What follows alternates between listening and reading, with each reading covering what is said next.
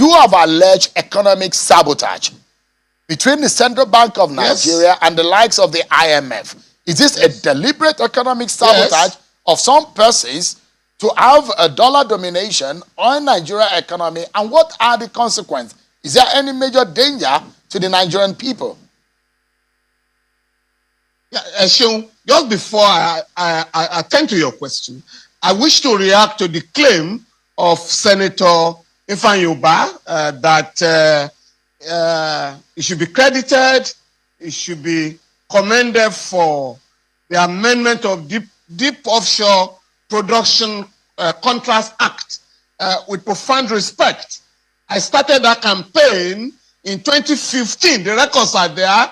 By 2019, I submitted, with the assistance of Dr. Clinton Jaja, I drafted a bill for the amendment of that act.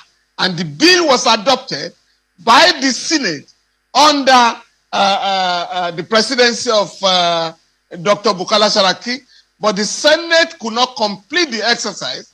Hence, the current Senate had to, pick up the battle where it was left. So I drafted the bill. It was the bill that was adjusted by the current Senate. So I don't think it would be fair. I mean, just to put the record straight. Now, coming back to the dollarization of the economy, I have been fighting the current leadership of the central bank for turning the Nigerian economy into a kalo-kalo affair. The central bank is superintended, is supervised by the IMF and World Bank. And their position, the position of the Bretton Woods institutions, is that the Naira is overvalued and that the Naira should be completely destroyed. The central bank supports such neoliberal, very dangerous neoliberal policy. And that is why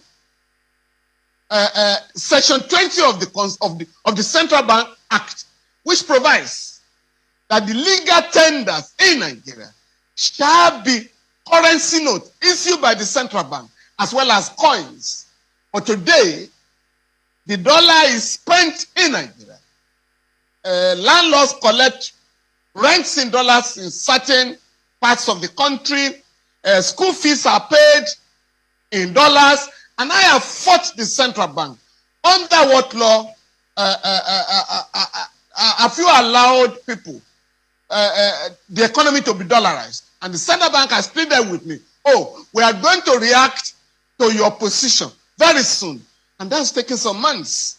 Now, what I'm now saying is that the world is moving.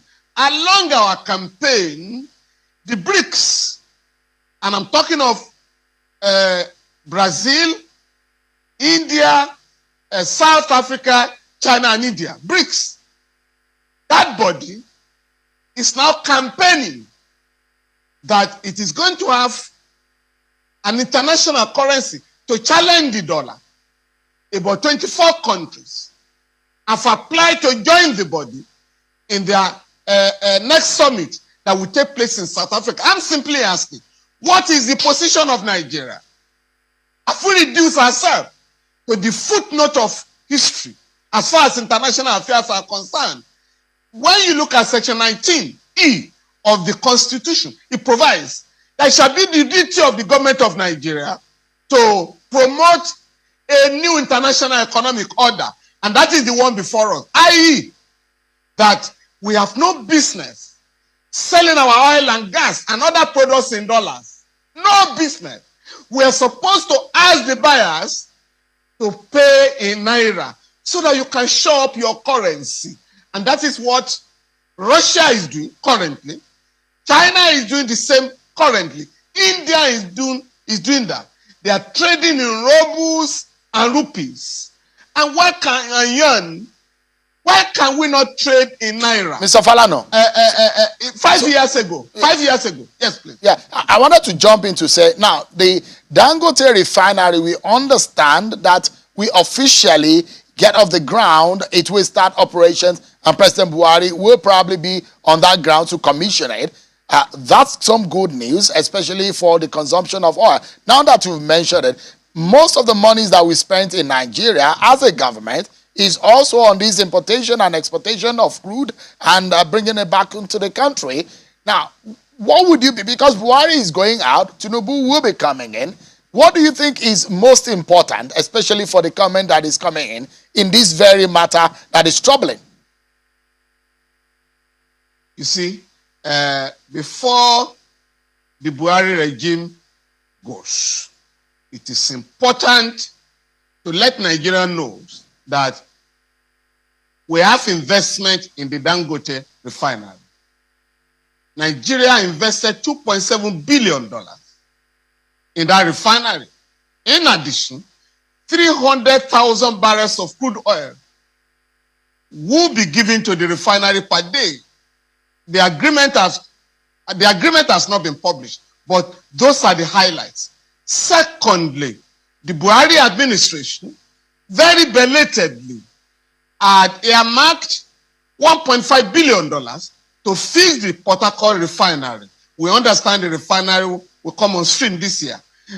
For Warri and Kaduna refinery, the government has also paid contractors $1.4 billion. Now, when these refineries, are turned around, and then with our investment in the Dangote refinery, I believe that the incoming government will have to set up an inquiry to find out why the government claims to have spent trillions of naira on importation of fuel, and that the bulk of the fuel imported is smuggled out of the country. But the Comptroller General of Customs, Colonel Hamid Ali, has said publicly that it is not possible for the bulk of 68 million liters of petrol to be smuggled out of the country daily. But you will need about 2,000 tankers to do that anyway. So the government will need to investigate the monumental fraud. All right. Mr. Falana, that has been our lot. Yeah. What would be your final thought on this, and perhaps what we urgently need to do? I'm advising the government of Nigeria as soon as possible to join the BRICS, to apply to join the BRICS. Secondly, we must revive the currency swap between Nigeria and China that allows Nigerian business, men and women, to buy goods in China, in Naira, while Chinese will also buy goods in Nigeria, in yuan. Now, in addition to that, Kenya has just signed an agreement with Aramco in Saudi Arabia to pay shillings for fuel imports. Kenya was spending $500 million per month to buy fuel, petrol, diesel. Now, that country has been allowed now to pay in shillings. We are also saying Nigeria selling oil and gas must now tell the buyers, pay Naira to us and not dollars any longer. All right. Mr. Falana, that's our product. Yeah.